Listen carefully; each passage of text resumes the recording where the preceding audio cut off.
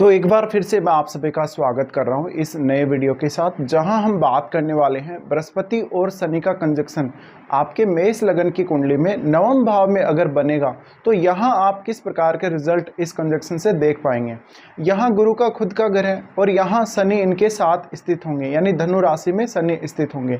अब शनि आपके चार्ट में 10वें और 11वें भाव के स्वामी बनते हैं, जबकि बृहस्पति नवम भाव के तो स्वामी हैं ही, वो आपके 12वें भाव के भी स्वामी हैं। इस केस में मोस्टली इस बात की पॉसिबिलिटी है कि आप विदेश में सेटल हो सकते हैं और बहुत सारी विदेश यात्राएं कर सकते हैं अगर आप विदेश में सेटल नहीं भी होते हैं तो। ऐसी कंडीशन में अक्सर आप बहुत ज़्यादा आध्यात्मिक होंगे, किसी आध्यात्मिक नेता या एक विद्वान के रूप में आप फेमस हो सकते हैं। ये कंजक्शन आपको उच्च शिक्षा के लिए बहुत ज़्यादा अच्छा रहेगा, हमेशा ज्ञान प्राप्ति के लिए आप जीवन में भटकते रहेंगे। इसके अलावा ये कंजक्शन आपको बहुत सारे जीवन के नए नए अनुभव देगा।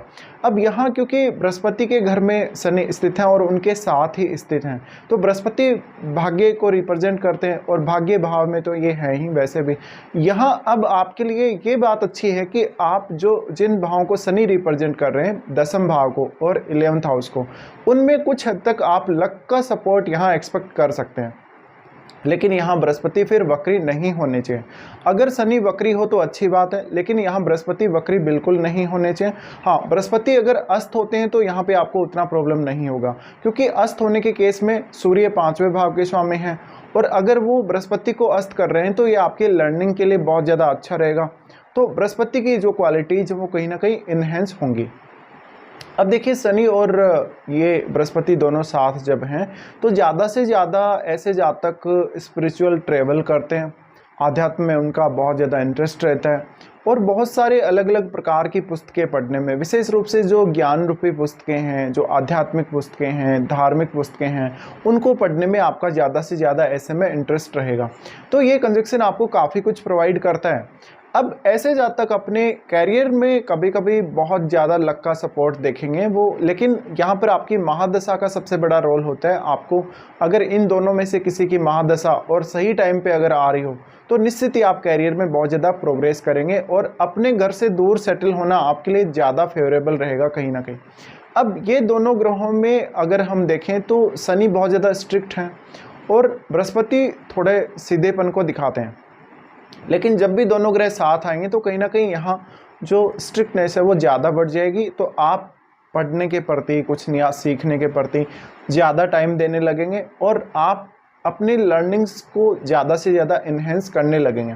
तो ऐसी कंडीशन में हम ये एक्सपेक्ट करेंगे कि आप बहुत जल्दी सीखेंगे और ज़्यादा सीखेंगे आप जीवन में। ऐसे में अपने खुद के प्रयासों से ही आप ज़्यादातर काम करने वाले हैं, या जो भी आप अचीव करेंगे वो खुद के प्रयासों से ही होगा। यहाँ पे अब शनि जो कि आपके 10वें और 11वें भाव के स्वामी हैं, ऐसी कंडीशन में अगर आपको विदेश से इनकम हो रही है या कहीं आप दूसरे स्टेट में सेटल हैं, अगर वहाँ आप अर्निंग कर रहे हैं तो बहुत अच्छा है, या आप अप डाउन भी कर सकते हैं अपने जहाँ भी आपका वर्क प्लेस है वहाँ के लिए।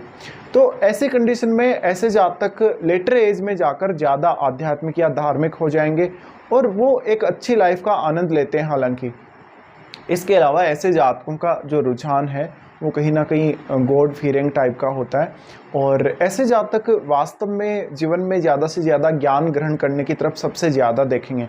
तो ये कंजक्शन आपको काफ़ी ज़्यादा अच्छे रिजल्ट देगा यहाँ पर। अब ये कंजक्शन आपके लिए और भी बहुत सारे मामलों में फेवरेबल है, जहाँ हम अभी दृष्टियों के बारे में बात करते हैं। देखिए, सबसे पहले तो शनि की अगर बात करें तो शनि आपके 11वें भाव को एस्पेक्ट करेंगे। 11वां भाव अब इनका खुद का ही घर है और ये जहाँ बैठे हैं आपके नवम भाव में, वहाँ वो नवम भाव के स्वामी के साथ ही बैठे हैं। तो आपकी अर्निंग्स के लिए अच्छा हो जाएगा, आपके नेटवर्क सर्कल के लिए बहुत अच्छा हो जाएगा। लेकिन फिर भी आप अपने नेटवर्क में फालतू लोगों को कभी नहीं रखेंगे। आपके नेटवर्क में जो बहुत ही विद्वान लोग हैं, जो पढ़े लिखे लोग हैं, जो अच्छे लोग हैं, वास्तव में सीरियस लोग हैं लाइफ के प्रति, वो रहेंगे। आपका पर्टिकुलर एक लाइफ को लेके कोई ना कोई टारगेट हो सकता है जिसको आप अचीव करने को देखेंगे। यहाँ पे अब शनि का दृष्टि है तो निश्चित रूप से शुरुआती एज में आपको थोड़ी कठिनाई जरूर हो सकती है अर्निंग्स वगैरह को लेकर, लेकिन लेटर एज तक आप काफ़ी ज़्यादा धनवान होंगे। आप वास्तव में अपने जीवन में पैसे की अहमियत समझेंगे और लोगों की अहमियत भी आप उतनी ज़्यादा समझेंगे। अब यहाँ पे शनि का दृष्टि फिर आपके थर्ड हाउस पे रहेगा। थर्ड हाउस पे हालांकि बृहस्पति का भी दृष्टि रहेगा, तो थर्ड हाउस में अगर कोई प्लेनेट है तो उसको आपको देख लेना चाहिए।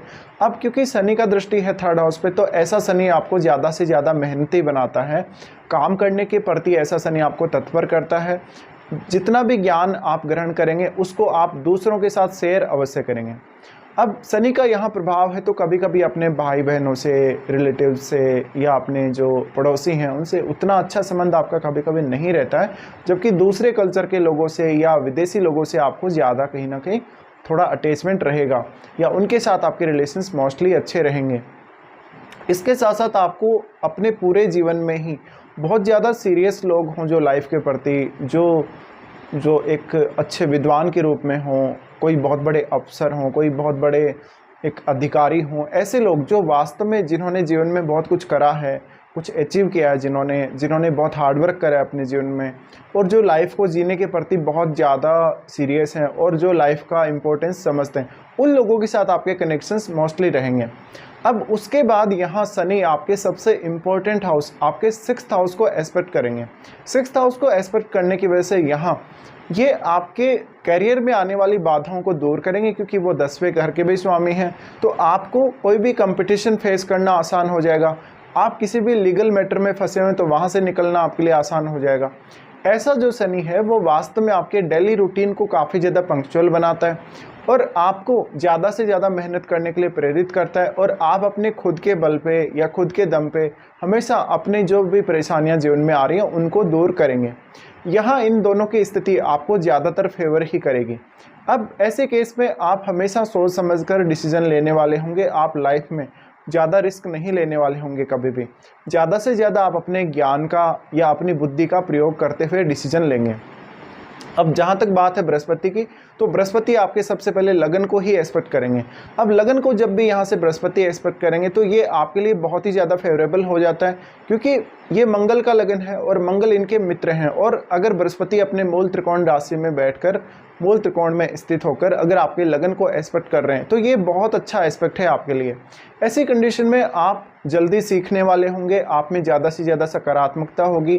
आप जहाँ भी जाएंगे, चाहे लंबी दूरी की यात्रा करें, चाहे शॉर्ट ट्रेवल करें, आप बहुत कुछ अनुभव करेंगे, नया अनुभव करेंगे और उसको अपने जीवन में आप अपनाएंगे भी। बृहस्पति उसके बाद आपके थर्ड हाउस को एस्पेक्ट करते हैं। थर्ड हाउस को जब भी बृहस्पति एस्पेक्ट करेंगे तो अपने ज्ञान को आप दूसरों के साथ शेयर करना पसंद करेंगे। ऐसा बृहस्पति वास्तव में आपको काफ़ी ज़्यादा रुचि देता है पढ़ने लिखने में या कुछ नया सीखने में। ऐसा बृहस्पति आपको ट्रेवल भी काफ़ी करवाएगा। इसके बाद बृहस्पति आपके बहुत ही इंपॉर्टेंट हाउस, आपके 5th हाउस को एस्पेक्ट करेंगे। 5th हाउस को बृहस्पति द्वारा एस्पेक्ट किया जाना ये आपकी संतान के लिए बहुत ज़्यादा अच्छा होगा, आपके एजुकेशन के लिए बहुत ज़्यादा अच्छा होगा, आपकी लर्निंग्स के लिए बहुत ज़्यादा अच्छा हो जाएगा। डिसीजन वगैरह लेंगे तो उसमें भी बृहस्पति आपको सपोर्ट करेंगे। यहाँ बृहस्पति का एस्पेक्ट है तो कुछ हद तक आप शेयर बाजार वगैरह से काफ़ी पैसा कमा सकते हैं, क्योंकि अब बृहस्पति आपके 11th लॉर्ड के साथ ही बैठे हैं। ऐसी कंडीशन में आपको कोई भी स्पेकुलेटिव काम से फ़ायदा नहीं होगा। आप पैसे का लालच करेंगे तो आपको फ़ायदा नहीं होगा। आपको पैसा कमाना है तो सही तरीके से ही कमाना पड़ेगा, मेहनत करके ही, या अपनी खुद की एबिलिटी का यूज़ करके ही आपको पैसा कमाना पड़ेगा। तो ये कुछ रिजल्ट रहेंगे दोनों ही ग्रह जब यहाँ बैठे हैं आपके 9वें भाव में। लेकिन यहाँ आपको बृहस्पति को सबसे पहले देखना पड़ेगा। अगर बृहस्पति यहाँ वक्री हो जाते हैं तो उतने अच्छे रिजल्ट फिर आप एक्सपेक्ट ना करें। और इनमें से किसी की भी अगर आपको महादशा आ रही है इस जीवन काल में, तो महादशा आपके लिए और भी ज़्यादा महत्वपूर्ण हो जाएगी।